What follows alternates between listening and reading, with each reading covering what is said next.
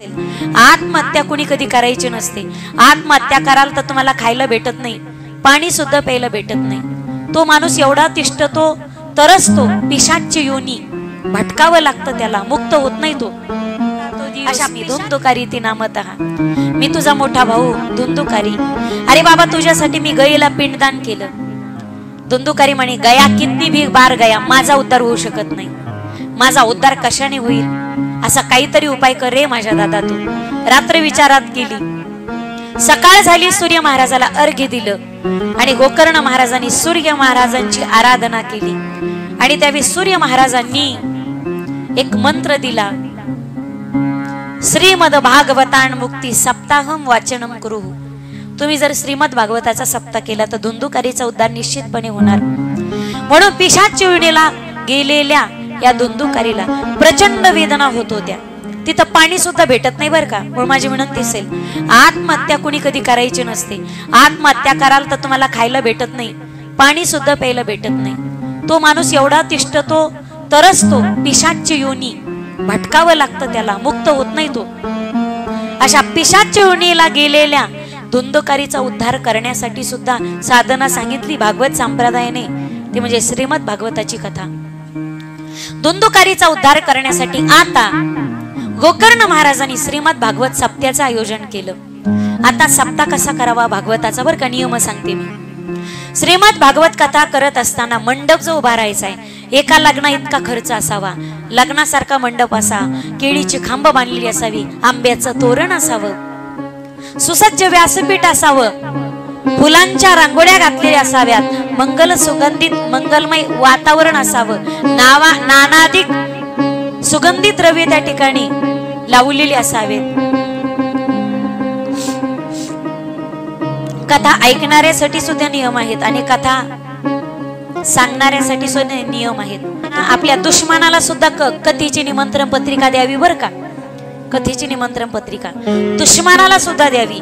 आणि आपल्या दुश्मनाने सुद्धा जर कथेचं आयोजन केलं असेल तर त्या दुश्मनाच्या कथेच्या मंडपात पण जाऊन बसावं माणसाने। सुसज्ज व्यासपीठ असावं, प्रत्येक देवताचं स्वतंत्र पीठ मांडलेलं असावं, देव पंचायतन, नवग्रह मंडल मांडलेलं असावं, स्वच्छ धुतलेले तांब्याचे कलश असावेत। मांडलेत का पुढे तुम्ही? एक मांडलाय ना, दोन आहेत का? संहिता पठणासाठी 2 ब्राह्मण असावे, तरच 7 दिवसामध्ये हा ग्रंथ पूर्ण होतो।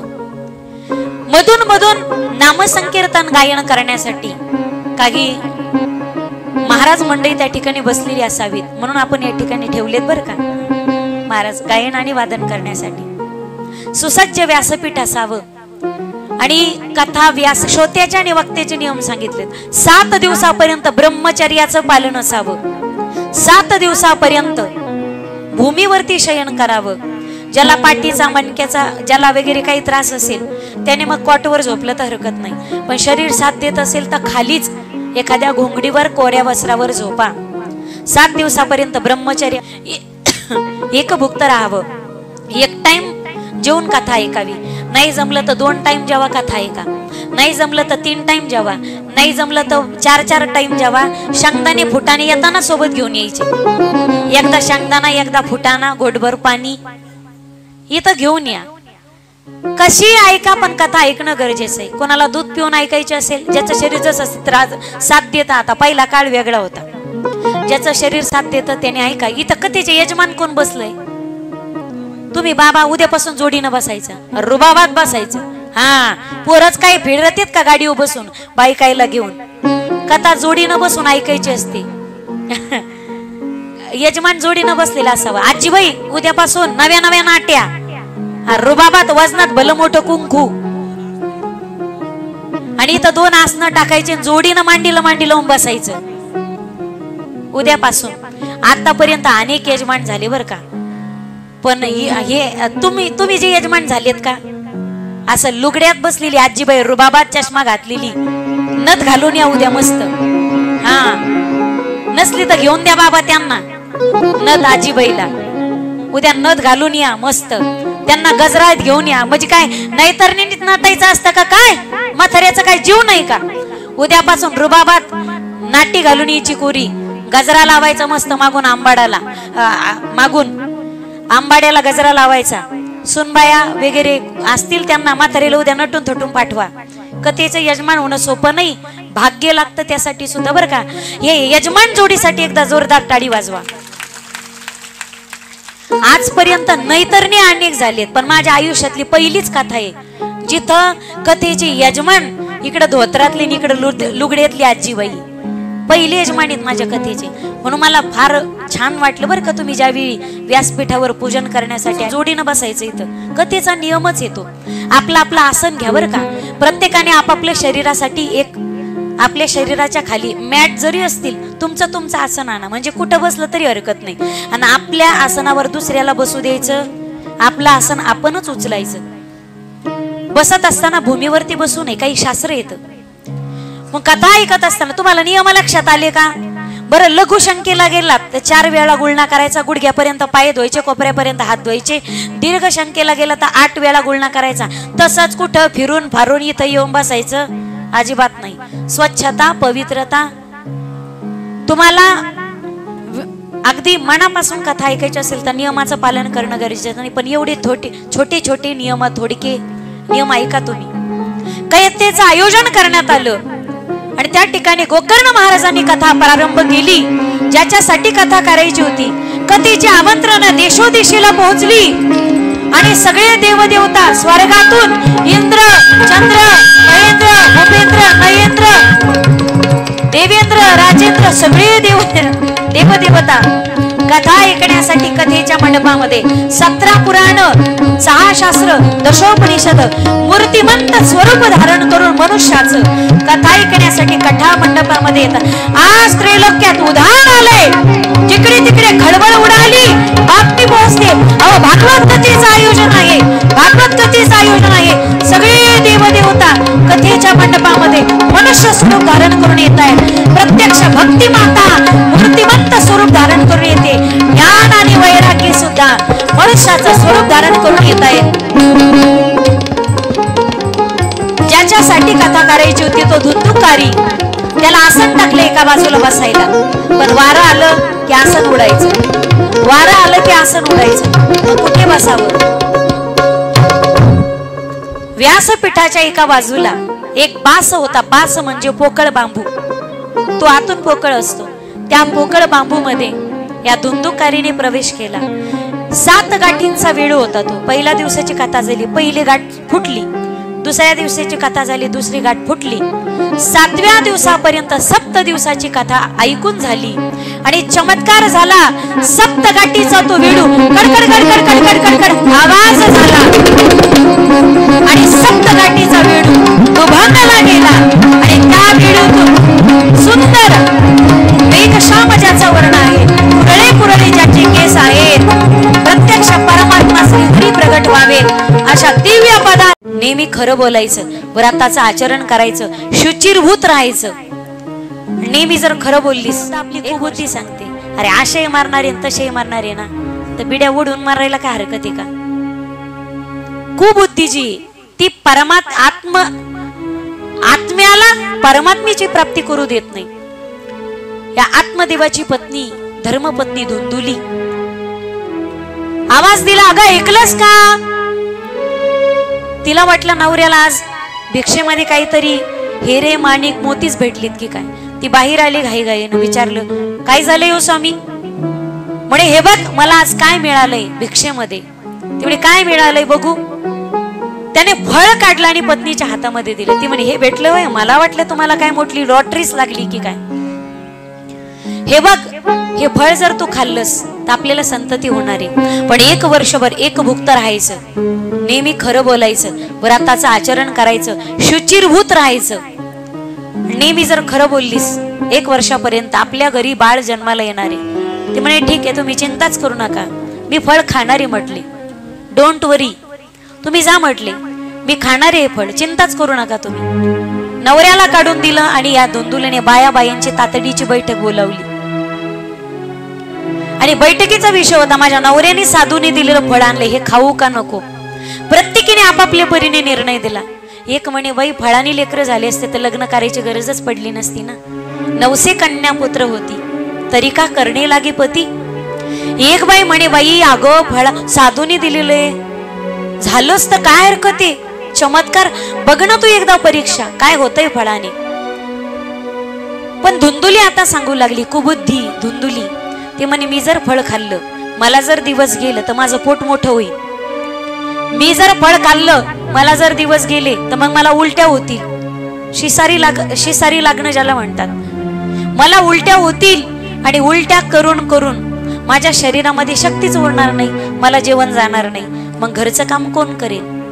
एक बाई म्हणे, अगं ननंदेला बोलवून घ्यायचं, जाताना एखादी साडी गुंडळून द्यायची, ननंदेला बोलवून घ्यायचं म्हटले. ती म्हणे माझी ननंद महाचोट्टी. ती म्हणे मी जर अशक्त झाले तर घरची कामं कोण करेल, घरची एकटीच कामं करते मी सगळी, माझं पोट मोठं होईल.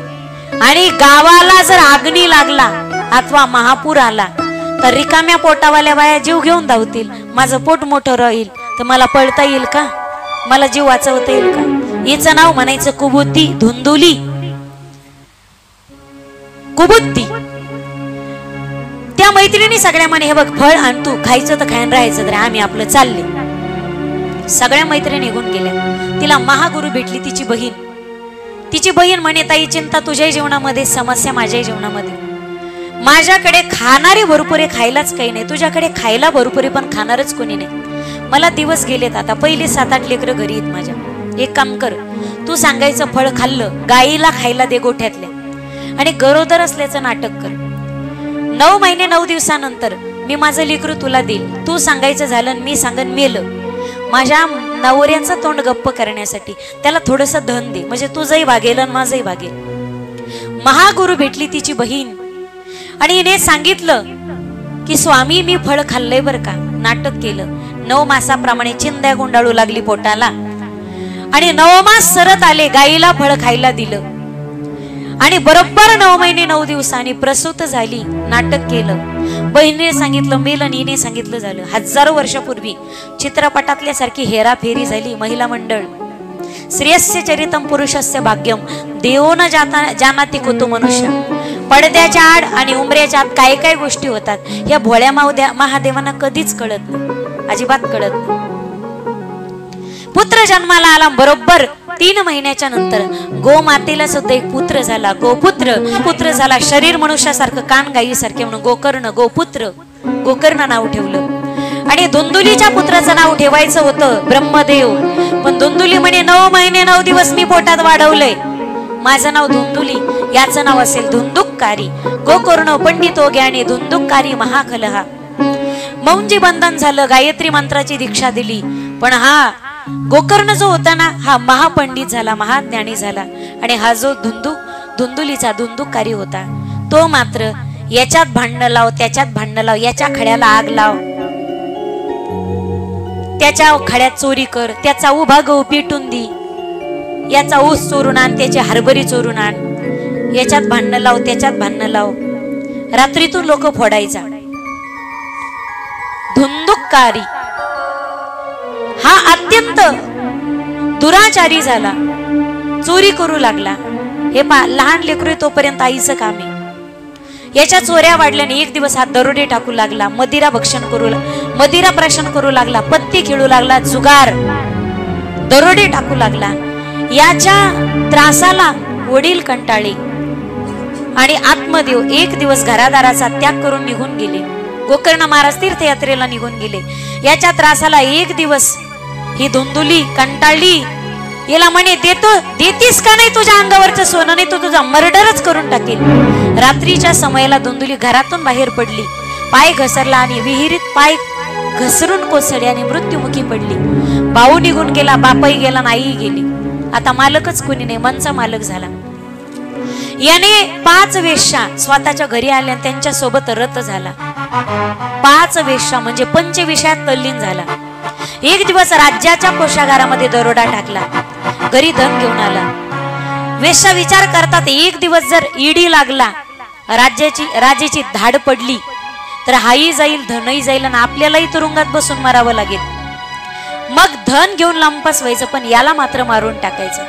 राहत्या घरामध्ये त्या वेश्याने याला राहत्या घरात पलंगाला साखळ दंडाने बांधलं, नाना प्रकारे मारण्याचा प्रयत्न केला, पण हा मरत नाही. राहत्या घरामध्ये खड्ड खांदलं, खड्ड्यात याला पुरलं. याच्या घशामध्ये रखरखीत निखारे, रखरखीत कोळशे घातलेले निस्तव याच्या घशामध्ये घातला आणि राहत्या घरामध्ये खड्ड खाणून जिवंत पुरून टाकलं आणि धन घेऊन वेश्या निघून गेल्या. आज 12 वर्ष झाले होते. गोकर्ण महाराजांनी गाव सोडलं होतं. 12 वर्षानंतर आपल्या गायीची, आपल्या मातृभूमीची आठवण झाली. मातृभूमीची आठवण आली, गावाची आठवण आली आणि आपल्या आईची सुद्धा आठवण आली. ती गोमाता सुद्धा गोकर्णाची वाट पाहत होती.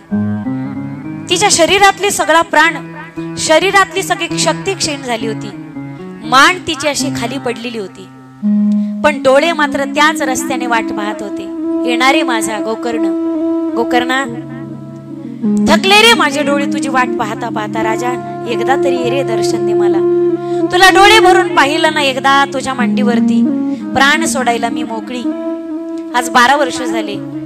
गोकर्ण महाराज आपल्या गावात आले, तुंगभद्रा नदीला नमस्कार केला, मुख ओंजळभर आपल्या ओंजळीत घेतलं, मुखामध्ये घातलं आणि आपल्या गावाला नमस्कार केला, गावच्या मातीला, आपल्या आईला सुद्धा नमस्कार केला आणि गोमातेने गोकर्णाच्या मुखाकडे पाहता पाहता कायमचे डोळे झाकले. अंगणामध्ये शयन करू लागले आणि रात्रीचा समय होता.